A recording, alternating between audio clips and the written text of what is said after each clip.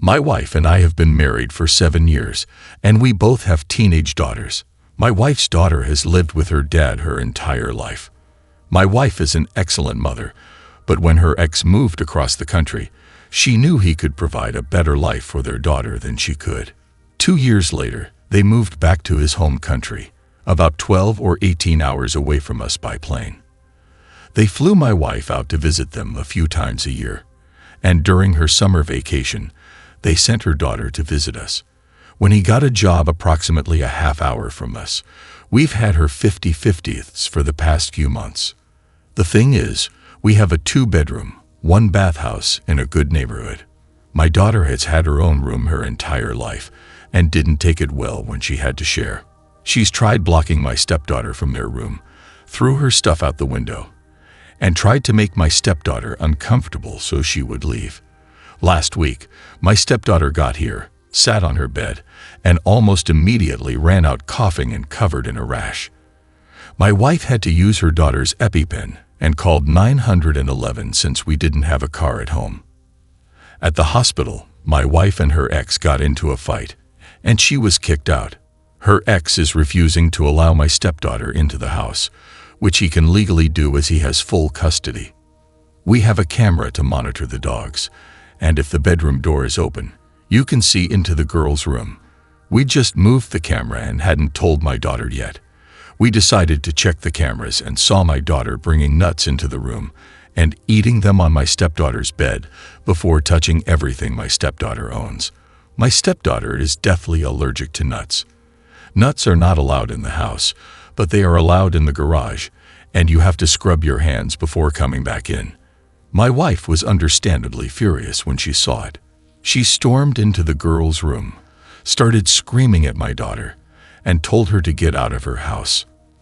I talked my wife into letting my daughter pack a bag, and I arranged for my brother to pick her up. My wife is adamant that my daughter is no longer allowed to step foot inside her house. We filed a police report, and the plan is for her to stay in a group home or boarding school for the next couple of years. Now my family and my daughter's mom are pressuring me to leave my wife, so I don't have to send my daughter away. However, I'm refusing to leave and agree with my daughter's punishment because she hurt a person and caused my wife to lose her daughter. X isn't letting her into this house. Now I'm being called a bad parent by everyone except my brother, who's putting her to work on his farm until we find a more permanent solution. In arranging to choose my wife over my child, am I the idiot? Edit. My daughter's mom is not able to take care of a child. Jesus, man, what is up with your daughter? You are not the idiot. This is a hard punishment for your daughter to bear, but she did an absolutely terrible thing. She acted with intent to seriously harm your stepdaughter, essentially risking her life for this little stunt. Being a teen is young, but not too young to understand the gravity of her transgression. If your wife is to have any chance of salvaging her relationship with her daughter, she needs to demonstrate that she's acted decisively to protect her daughter from further harm.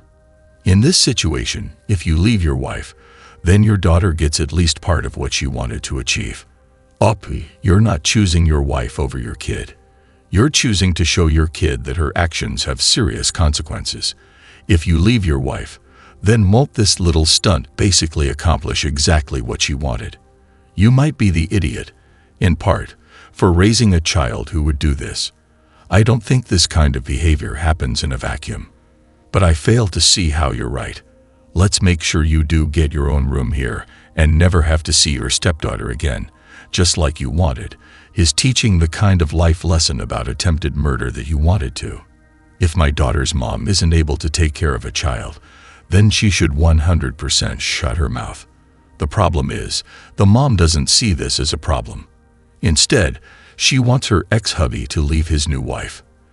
As for the rest of the family, they can either take your daughter in or also shut their traps, thinking maybe you should have parented her before this turned into such a bad situation in the first place.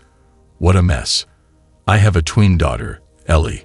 She has a best friend, Sophie, also a tween. Both of the girls have special needs and are around 6 years old mentally. Sophie's mom called me yesterday and said that they were at an indoor playground and Sophie wanted to know if Ellie could come and play. Sophie's mom offered to put me on her punch card.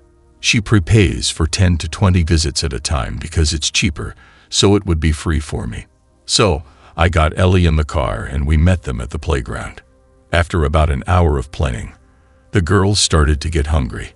I packed a snack for Ellie, but Sophie's mom didn't have any snacks on her. I told her they sell snacks in the front, but she claimed she didn't have any money on her and asked me to buy Sophie some goldfish. I said, "Sure, Venmo me and I'll grab some." But she said no. I told her I took care of my kid, and it's not my job to take care of hers too. She said she paid for my kid to get in, so I could cover the $2 for the goldfish. I told her that if she wanted me to bring snacks, she should have told me when she invited me. But I won't be wasting $2 for a $0.50 bag of goldfish just because she was unprepared. She went up to the front, and I don't know if she lied about not having money, but she came back with goldfish and fruit snacks. Now she's being petty by asking me to pay her back for all the times we've used their memberships and guest passes, so we're not getting along. I'm going to have to see her at school drop-off, pickup, ballet class, gymnastics class, and the girls' weekly playdates. So I wanted to know if I was the idiot for not buying her kid a snack. You are the idiot. You mentioned she's paid multiple times for your daughter's entrance fees. She clearly doesn't usually ask you for money or take advantage of the friendship. Now this strong friendship is in jeopardy because she's generous with you, but you won't return the favor in a smaller one-off ask.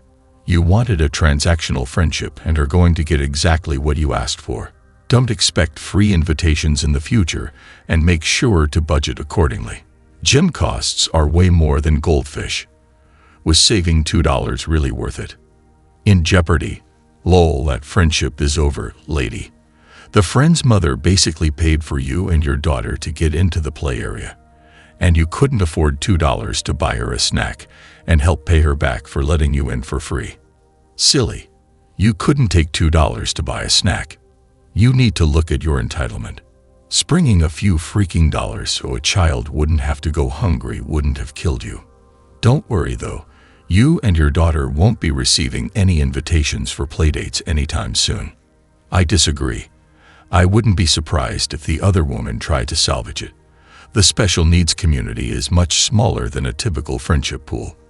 Finding another child with similar age and mental abilities to yours that your child also gets along with is often hard to find. The cynic in me thinks the OP knows that and therefore also knows she can get away with far more than with other types of friendships, which makes her callous behavior that much worse, and frankly, stupid, even for her own best interests. You don't ostracize friends that you also need. My husband and I took some time out from his mom last year because she was interfering in my personal business that had no impact on her whatsoever. The gist of what happened is I was contacted by some biological family members of mine, my late father's parents, and 2 of his siblings.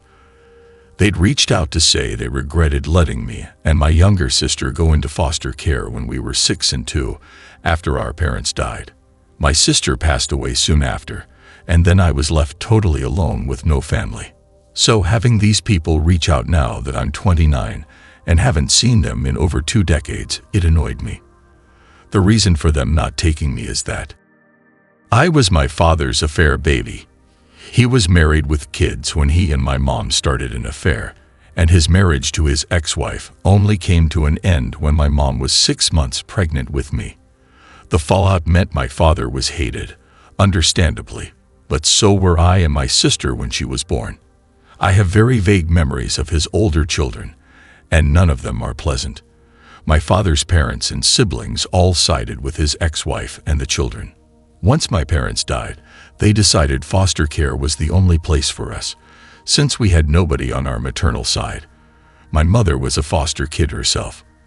I saw my grandparents and aunts and uncles at my sister's funeral, but she was buried by the state since none of them claimed her body, and I was just a child myself, so I couldn't. I had no desire to welcome them into my life, or to forgive and form a relationship. My mother-in-law started making comments that I should give them a chance, or I will regret it. She said, "How am I ever supposed to know my siblings if I don't make the effort?" My husband told her to stop. I even told her my siblings weren't part of the group who reached out, and from the limited info I heard, they have no interest in establishing anything with me. It sounds like they feel I should have died with my sister. My mother-in-law said it didn't mean I shouldn't try, and then she wanted to know their names so she could talk to them.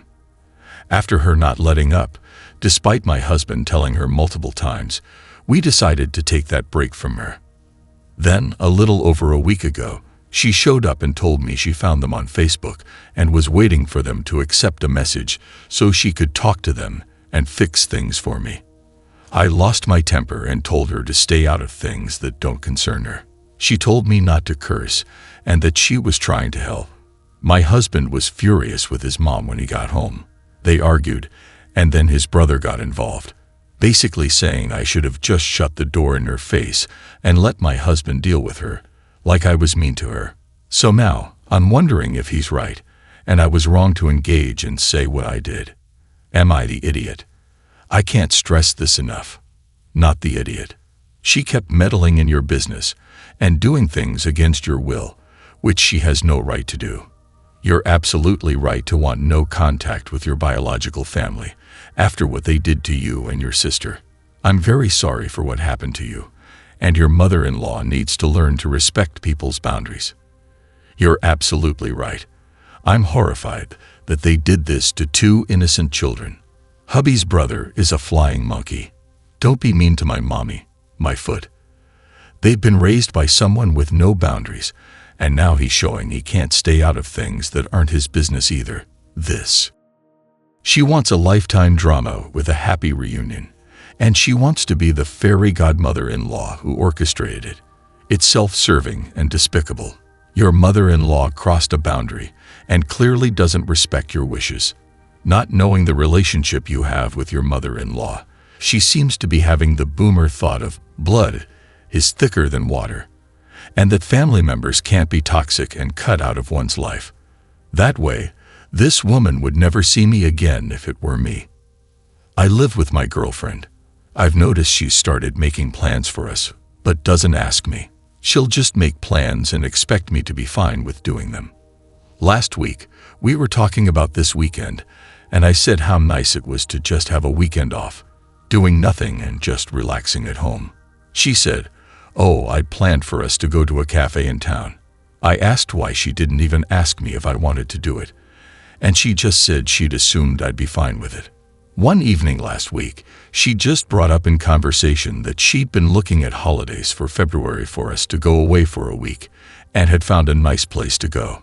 I pointed out she hadn't even bothered to ask me if I'd want to go away or asked where I'd like to go. She's just picked somewhere she wants to go and expects me to be fine with using my annual leave and paying for half of the cost of the holiday. She just said she thought I'd want to go. But I just told her that things like that need to be a discussion, not just her deciding what she wants to do and essentially spending my money for me. She got annoyed and said she thought I'd want to go. I just pointed out that looking at options is something we should be doing together after we both decided we want to go away. I mentioned that it's becoming a habit for her to just make plans, not bother asking me or even telling me, and then just expecting me to go along with it. I told her it needs to stop and that anything we plan has to actually be discussed. She accused me of having a go at her for trying to plan nice things for us. But I just pointed out she's spending my money for me essentially, and is just not even asking if it's something I want to be doing. She just repeated that I'm starting an argument for nothing, just because she was trying to plan nice things. Am I the idiot for not wanting my girlfriend to make plans for me without asking me? Not the idiot. I cannot fathom how difficult it is to understand that partners make big plans together, especially when it's not her money that is getting spent. If she can't change her behavior, I would strongly suggest establishing solid boundaries on this issue. If she continues to cross those boundaries, well then, more drastic steps could be taken. Yeah, this whole "I'm just trying to plan nice things" is a cop-out. She's planning something nice for herself and expects you to go along. Perhaps you've been fairly easygoing in the past, letting her take the lead on these things, so she's gotten used to it. Either way, you deserve a voice in making plans for the two of you, and she needs to accept that. I disagree. To me, having a whole weekend to yourselves and popping out to a cafe for a couple of hours is chilling. When did you last plan something for the two of you to do? Communication is important. If she can't do that, she's not the one for you. Some people like that and are okay with it, but others aren't. Set some boundaries. I get she likes to do stuff. Maybe she feels like nothing will happen if she doesn't make plans. So, take point in planning some dates too.